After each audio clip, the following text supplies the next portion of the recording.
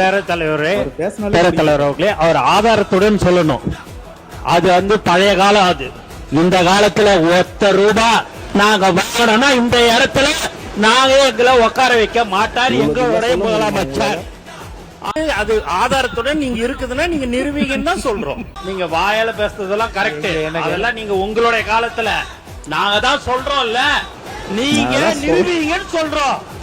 நீங்க நிரூபிக்க வேண்டியதானே. எதுவுமே இல்லாம நீங்க வந்து பேசணும்னா அது எப்படி கரெக்ட்? ஒரு குற்றச்சாட்டு வைக்கிறாங்கன்னா அதுக்கு ஆதாரம் இருக்கணுமா வேணாமா? பில்லு வாங்கினாங்கன்றாங்க, அதுக்கு ஆதாரம் கேட்டாக்கா அமைதியா உட்காந்துட்டாங்க. ஏன்டா தயங்குற? தைரியமா சொல்றான்.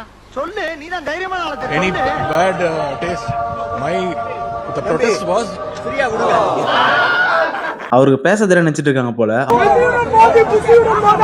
அவர் பேச வச்சுங்களேன், உங்க வீட்டுல இருந்தே வந்து உங்களை இட்டுன்னு போயிடுவாங்க.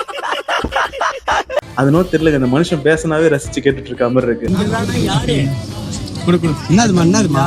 நீ காசு கொடுக்குற வேலையெல்லாம் வச்சு கூடாது. அதெல்லாம் அந்த காலம். உன் புள்ள இருக்குது இல்ல முதலமைச்சர், தெரிஞ்சதுன்னா பிச்சு எடுத்துருவாரு. ஆரம்பத்துல அவருக்கு இல்லாத பேட் கமெண்டா, கெட்ட பேரா, இவ்வளவு ட்ரோல் பண்ணாங்க, மீன் பண்ணாங்க.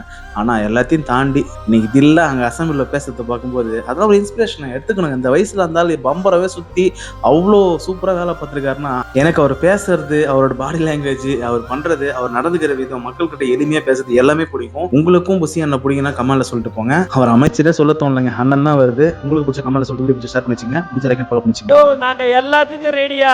அவரை இட்டுன்னு போறதுதான் எங்களுக்கு கஷ்டம்.